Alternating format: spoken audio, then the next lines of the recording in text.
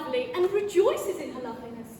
I am a child of nature and take after my mother.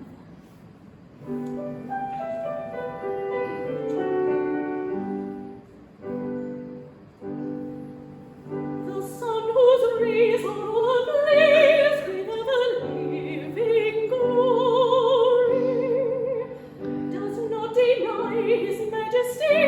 He scorns to tell a story. He don't exclaim, I blush for shame, so kindly be indulgent. But fierce and bold in fiery gold, he glories all effulgent.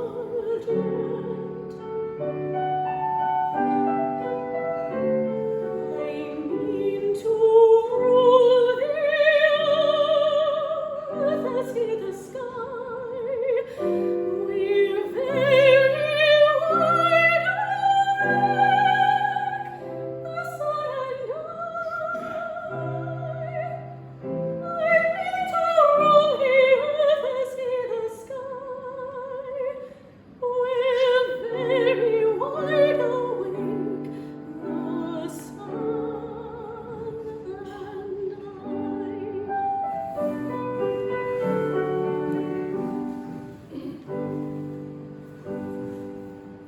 Observe his flame, that placid dame, the moon celestial highness. There's not a trace upon her face of diffidence or shyness. She borrows light that through the night mankind may all acclaim her. But truth to tell, she lights up well, so I for one don't blame her. Ah, pray make no mistake, we are not shy. We're very wide awake, the moon and I. Pray make no mistake, we are not shy. We're very wide awake, the moon and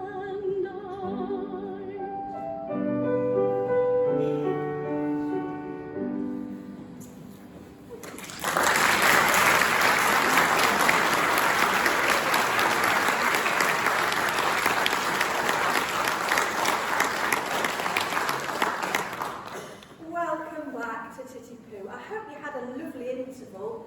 Did anyone get a drink? The chorus did, so we best be careful. You'll find us here in a slightly more gentle state.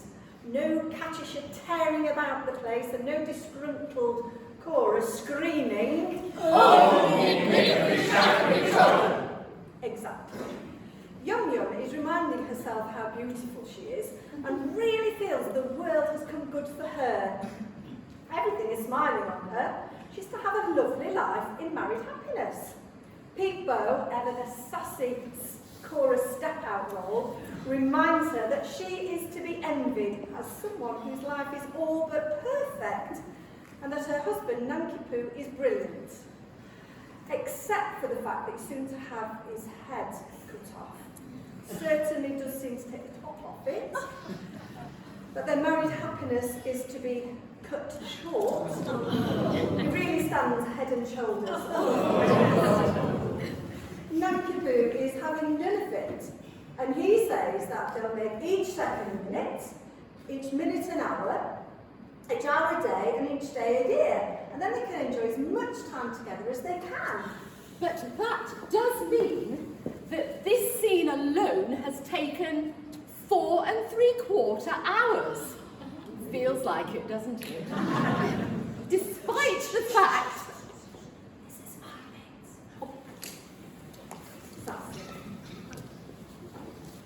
Despite the sad forthcomings, they decide to pretend to be cheery and sing this cheery number.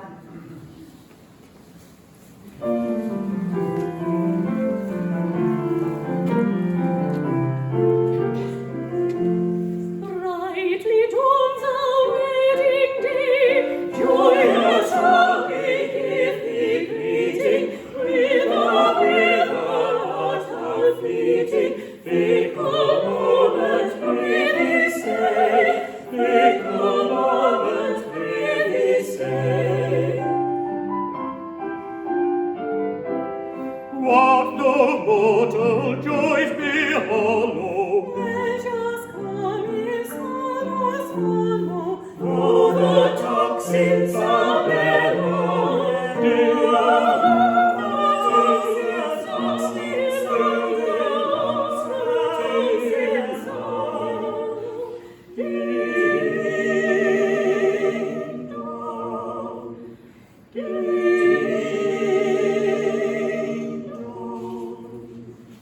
Yet until the shadows fall over one and over all, sing a merry madrigal, sing a merry madrigal, sing a merry madrigal. La la la la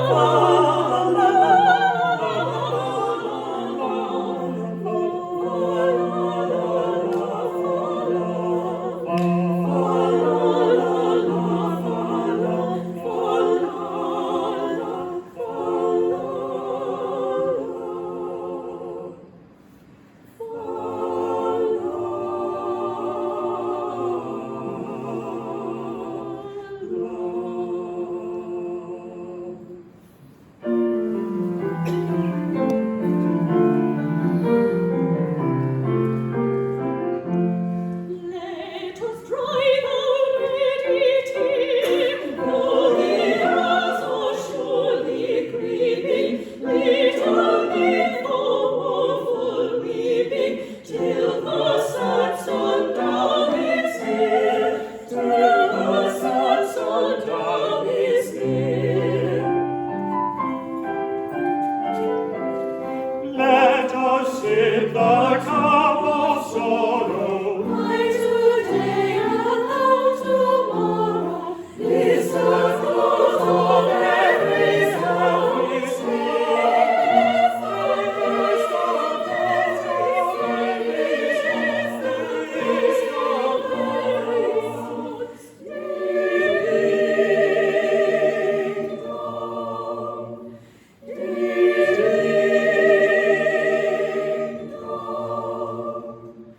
What those solemn shadows fall, sooner, later, over all. Sing a merry madrigal, sing a merry madrigal, sing a merry madrigal.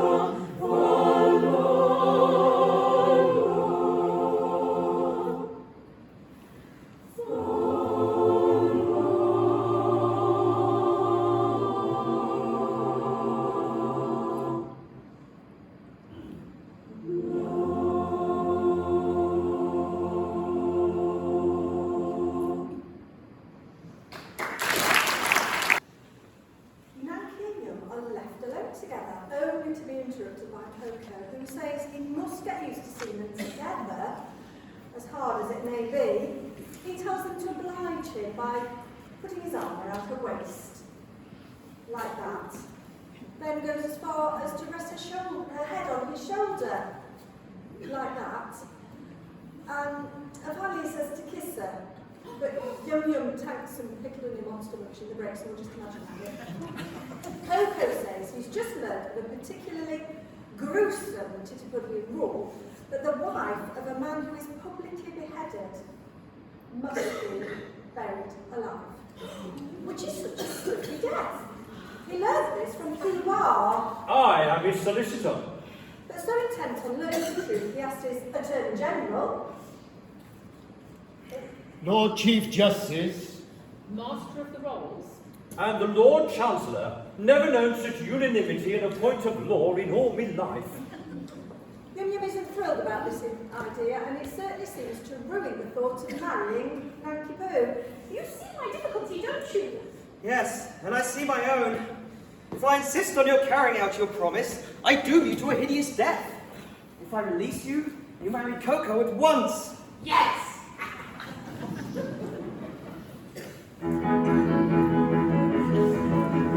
Here's how they do, if I marry you. When your time has come to perish, then the maiden whom you cherish must be certain to. Here's how they do, here's how they do. Here's a pretty mess, in a month or less. I must die without a wedding, let the bitter tears I'm shedding witness my distress. Here's a pretty mess, here's a pretty mess. Here's the state of things, to her life she clings. Matrimonial devotion doesn't seem to suit her notion, burial it brings. Here's the state of things, here's the state of things. With a passion that's intense, I worship and adore, but the laws of common sense we ought to ignore. If what I say is true, 'tis death to marry you. Here's a pretty state of things, here's a pretty how we do. Here's a pretty state of things, a pretty state of things. Here's a howdy. Here's a howdy do. For if what I say is true, I cannot marry you. Here's a pretty state of things. Here's a howdy. Here's a howdy. Here's a howdy do. For if what I say is true, I cannot marry you. Here's a pretty state of things. Here's a pretty how you do.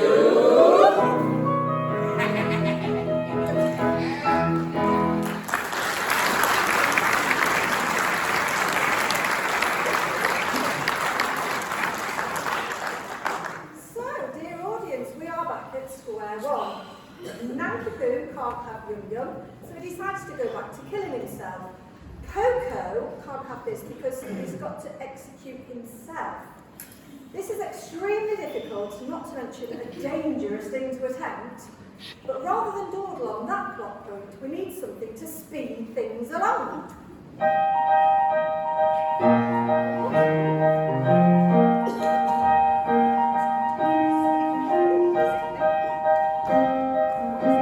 Will you stop that? The Mikado and his suite are approaching the city and will be here in 10 minutes. Well, yes, that'll do it. Panic stations, folks. If Coco doesn't behead someone by the time the Mikado arrives, then he's done for.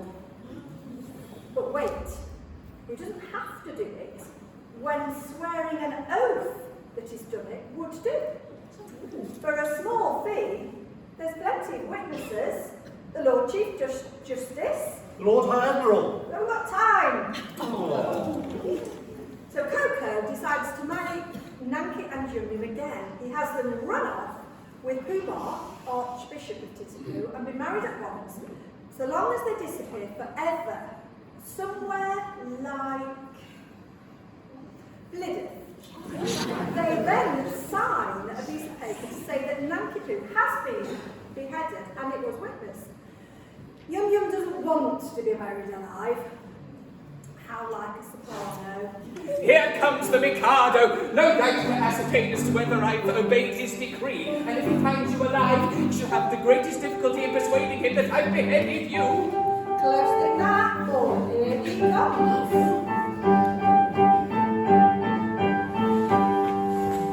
Mia sama, olo no Miami, mira suru no Najana. Teke Tonya re na.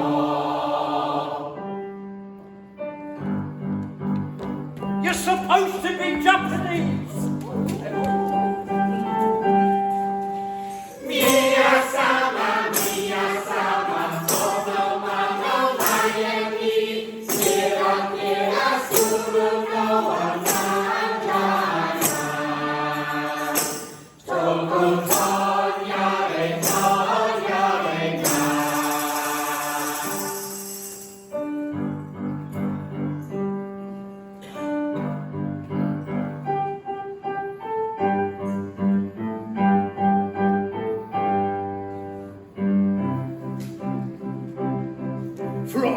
every kind of man. Obedience I expect. I'm the Emperor of Japan. And I'm his daughter-in-law elect. He'll marry his son, he's only got one, to his daughter-in-law elect. My morals have been declared particularly correct. But there's nothing at all compared with those of his daughter-in-law elect. Oh, oh, to his daughter-in-law elect. Oh, oh, to his daughter-in-law elect.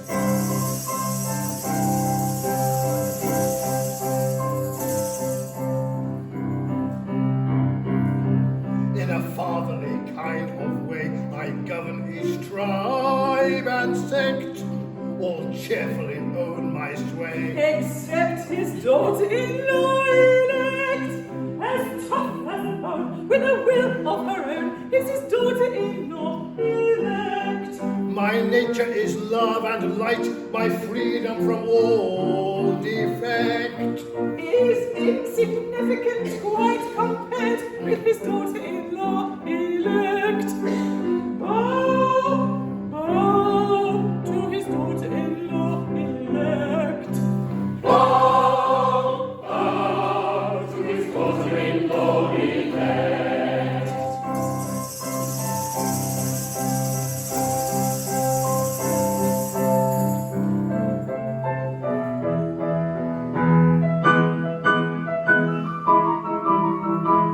A more humane Mikado never did in Japan exist. To nobody's second, I'm certainly a true philanthropist. It is my very humane endeavor to make to some extent each evil liver a running river of harmless merriment. My object all sublime I shall achieve in time, to let the punishment fit the crime, the punishment fit the crime, and make each prisoner pent unwillingly represent a source of innocent merriment, of innocent merriment.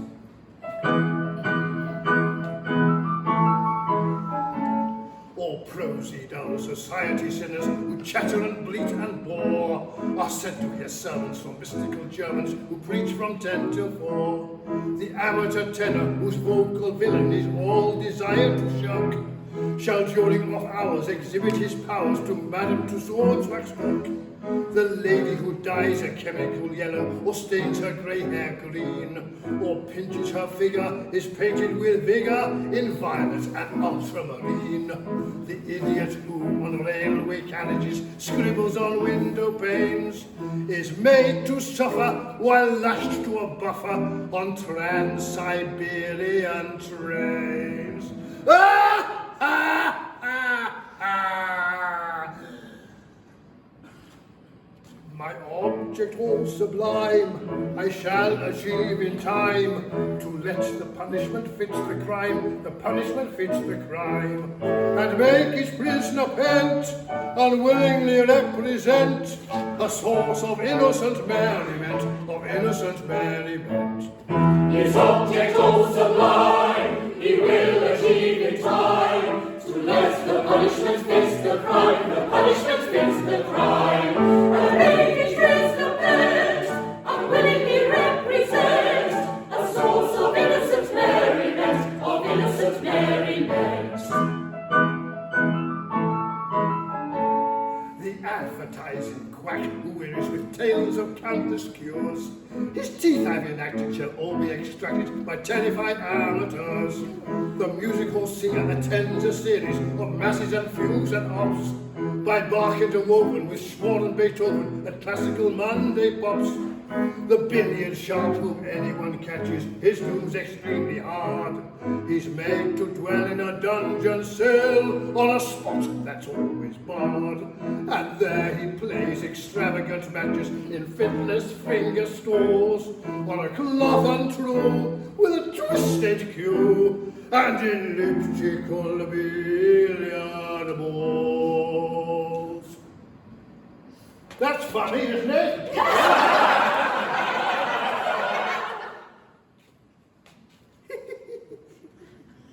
My object all sublime I shall achieve in time, to let the punishment fit the crime, the punishment fit the crime, and make each prisoner pent unwillingly represent a source of innocent merriment, of innocent merriment.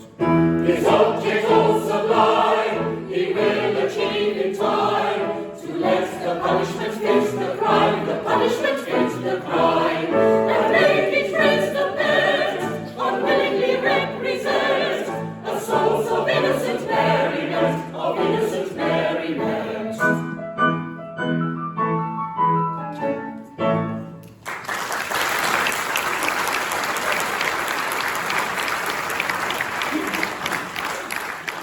I am honored in being permitted to welcome your majesty. I guess the object of your majesty's visit, your wishes have been attended to. The execution has taken place. Oh, you've had an execution, have you? Yes, the coroner has just handed me the death certificate. I am the coroner. As Titty Pooh, in the presence of the Lord Chancellor, the Lord Chief Justice, Attorney General, Secretary of State of the Home Department, Lord Mayor, and Minister for Levelling Up. They were all there, Your Majesty. I counted them myself. Very good house. I wish I'd been in time for the performance. A tough fellow he was, a man of gigantic strength. His struggles were terrific. It really was a remarkable scene. Describe it.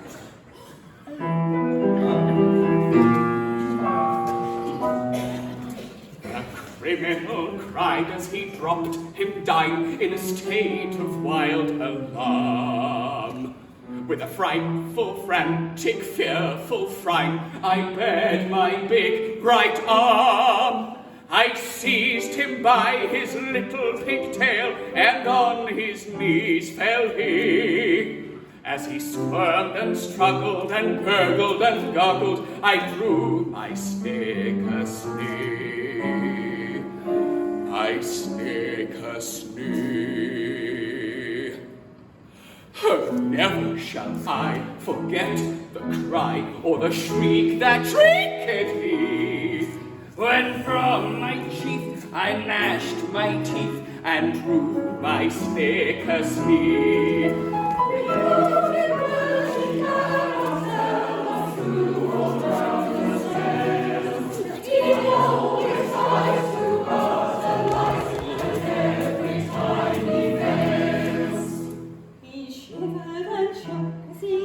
The sign for the stroke he didn't deserve.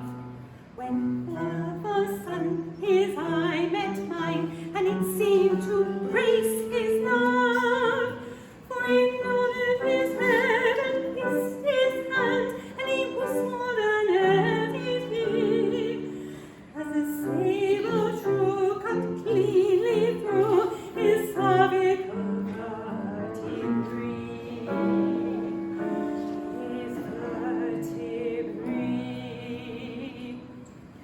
When a man's afraid, a beautiful maid is a cheering sight to see. And it's oh, I'm glad that moment sad was soothed by sight of me.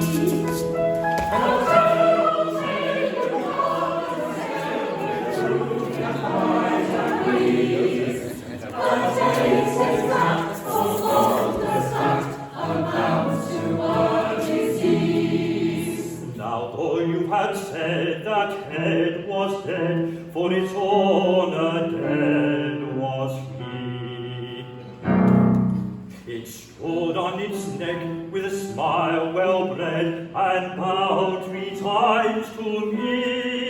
It was none of your impudent offhand nods, but as humble as could be, for it clearly knew the deference due to a man of pedigree.